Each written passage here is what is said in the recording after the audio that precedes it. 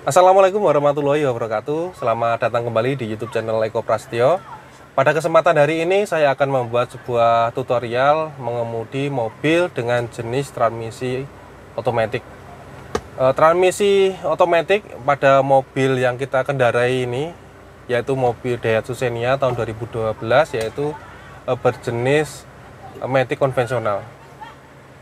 Untuk seri yang kedua ini kita akan membuatkan tutorial bagaimana mengemudi mobil matic ini dengan baik dan benar. Karena mobil matic memang jika tidak kita pelajari dengan seksama itu terlihat agak rumit ya teman-teman.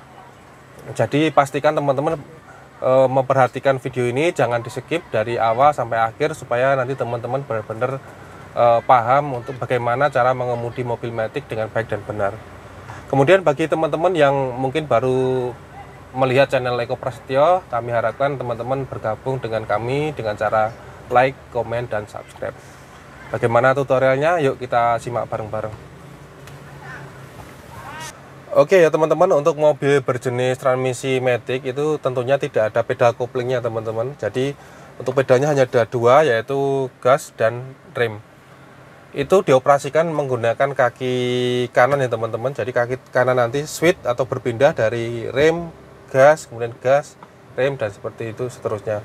Kecuali ada pada kondisi tertentu, semisal kita berhenti di tanjakan yang curam, itu bisa kita bantu dengan kaki kiri untuk injak pedal remnya. Itulah salah satu alasan kenapa pijakan rem untuk mobil matic itu dibuat agak panjang ya teman-teman. Ketika ada tanjakan curam itu dibantu kaki kiri. Oke, lanjut. Kemudian untuk pengoperasionalannya kemarin sudah kami jelaskan, untuk ada P, R, N, D, kemudian 3, kemudian 2, kemudian L sudah saya jelaskan di video saya sebelumnya. Untuk detailnya silahkan teman-teman buka di video kami yang lainnya. Kemudian untuk pengoperasionalnya, ketika semisal nih kita mau jalan menggunakan mobil matic ini, hal yang perlu diperhatikan adalah langkah-langkahnya ya teman-teman. Yang pertama itu tentu mobil sudah nyala ya, ini kondisinya. Ketika mobil sudah nyala, kemudian tuas transmisi pada posisi P, kemudian kita mau jalan ke depan, maksud saya lurus ke depan, itu langkahnya yang pertama adalah kita injak rem dulu ya teman-teman. Injak rem. Setelah injak rem, kita rilis dulu rem tangan, kita pencet, kemudian turun ke bawah, kemudian baru kita pindah tuas transmisinya. Karena kita mau maju, kita arahkan ke D, ya, atau drive. Setelah itu, setelah di D, ini mobil akan bisa berjalan dari gigi percepatan 1 sampai tertinggi yaitu 4. Kemudian untuk jalan tinggal kita lepas saja teman-teman. Udah kita lepas seperti ini, mobil akan otomatis jalan. Jika teman-teman baru pemula, baru belajar ini, maka tidak perlu digas pun tidak masalah teman-teman. Jadi ini tidak saya gas, ini mobil tetap bisa berjalan ya. Karena kita asumsikan kita baru belajar, maka kita tidak perlu memakai gas dulu. Kita yang penting mobil jalan dulu ya. Jadi enak teman-teman kalau matic itu, kaki kiri kita bisa istirahat, kaki kanan yang bekerja. Jadi kita arahkan ke D aja, ini mobil sudah berpindah otomatis. Nanti bisa dari gigi percepatan 1, kemudian 2, 3, dan 4 itu sesuai dengan injakan gas dan kondisi dari jalannya. Karena jalan agak naik, kita gas. Kemudian untuk cara beloknya itu kurang lebih sama ya teman-teman. Jadi kita injak rem dulu ketika mau berhenti, kemudian kita lampu sen. Sorry, kita kanan aja, kemudian kita gas. Karena jalannya posisinya agak menanjak, kita harus gas. Oke. Ini tetap ada posisi D ya, drive. Jadi mobil itu tinggal kita gas rem gitu aja teman-teman. Jadi secara pengoperasionalannya ini lebih mudah daripada mobil manual. Karena target dari mobil matic sendiri itu memang mengejar kenyamanan teman-teman. Jadi Kalau pengen nyaman ya pilih aja yang transmisinya matic. Nah, kita mau belok, kita lampu sen lagi. Kita tetap di D ya teman-teman, kita drive.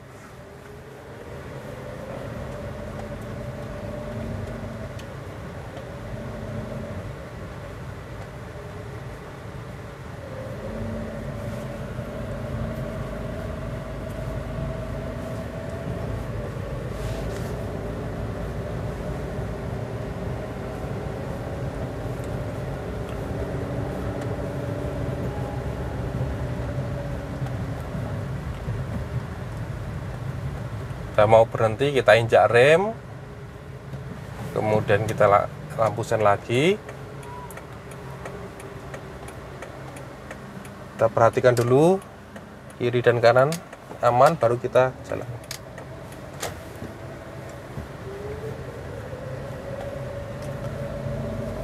Kemudian ketika kita pilih D atau drive itu nantinya di speedometernya ini ya teman-teman, diperhatikan itu sudah ada tulisannya. Ini adalah D ya teman-teman, sesuai dengan D, sesuai dengan transmisi yang sedang kita operasikan. Jadi semisal ini nanti kita pindah ke 3 ya, ini saya pindah ke 3. Jadi ini kadang itu ada teman-teman, lah Mas kalau kita mau pindah dari drive ke 3 apakah kita harus rem dulu Mas? Itu jawabannya adalah tidak perlu.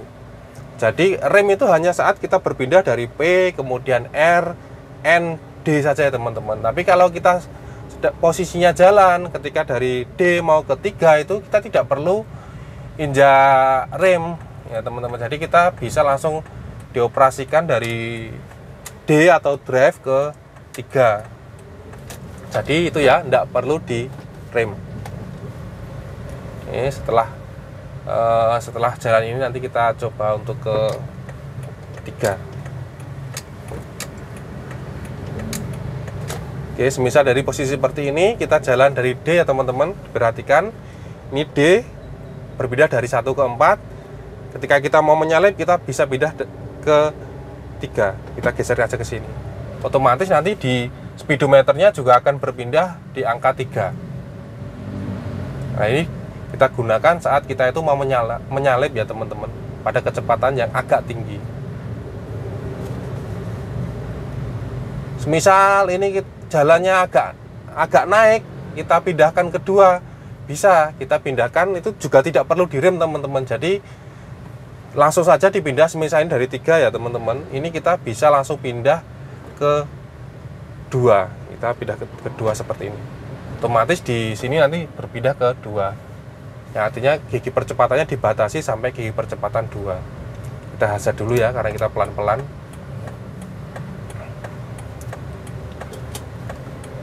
Apakah berpindah-pindah ini akan merusak gigi percepatan? Jawabannya adalah tidak. Akan merusak gigi matic itu tidak teman-teman. Jadi tidak masalah, memang kita ini diberikan fasilitas untuk bisa berpindah dari drive, kemudian ke 3, 2, 1 itu tidak masalah, tidak akan merusak gigi maticnya. Kalau sering Mas apakah juga akan merusak? Juga tidak akan merusak teman-teman. Jadi tenang saja. Yang rusak ya bisa mengakibatkan rusak itu jika posisinya seperti ini. Teman-teman berjalan kenceng ambil aja kebetulan ngebut di 100 km per jam. Itu kecepatan mobil sudah tinggi, yang harusnya kayak gigi percepatan 4 ya teman-teman, atau di drive D-nya, kemudian teman-teman pindah ke gigi 3. Nah, itu bisa merusak dari gigi transmisi maticnya teman-teman. Karena apa? Karena kecepatannya harusnya sudah tidak pakai 3, tapi kita paksa di gigi kecepatan 3, yang artinya kecepatannya itu nanti tidak sesuai dengan yang mampu dihandle dari rasio gigi percepatan 3. Itu ya teman-teman. Atau semisal teman-teman di gigi 2 ini, kemudian teman-teman injak gas kenceng sampai kecepatan 90 semisal, itu juga akan merusak gigi maticnya teman-teman. Karena apa? Karena kemampuan gigi percepatan 2 itu tidak mampu sampai kecepatan 90. Kalau hanya dipindah-pindah, apakah itu merusak? Jawabannya tentu tidak. tapi harus sesuai dengan kemampuan dari rasio percepatan. Gitu ya teman-teman, ini kita coba agak kenceng, kita naikkan ke 3. Oke. Misal kita kenceng lagi, kita langsung pindah ke D atau drive. Ini kita geser ke kiri. Ini seperti itu. Jadi enak ya teman-teman, kaki kiri kita itu benar-benar istirahat kalau pakai matic itu. Jadi kalau kita itu di kemacetan jalan itu kita enak, karena yang bekerja hanya kaki kanan saja, kaki kiri benar-benar bisa istirahat. Oke teman-teman, itu tadi video mengemudi mobil matic di jalan yang datar ya teman-teman. Kita tadi baru mempraktekkan untuk yang majunya saja. Kemudian untuk video-video yang lain akan kami upload continue ya teman-teman. Jadi jangan lupa untuk teman-teman yang memang benar-benar pengen mendalami ilmu tentang mengemudi, kemudian ilmu otomotif yang lainnya, semisal trik dan trik, kemudian perawatan, nanti kita juga upload. Jadi jangan lupa ikuti terus channel Eko Prasetyo. Terima kasih. Assalamualaikum warahmatullahi wabarakatuh.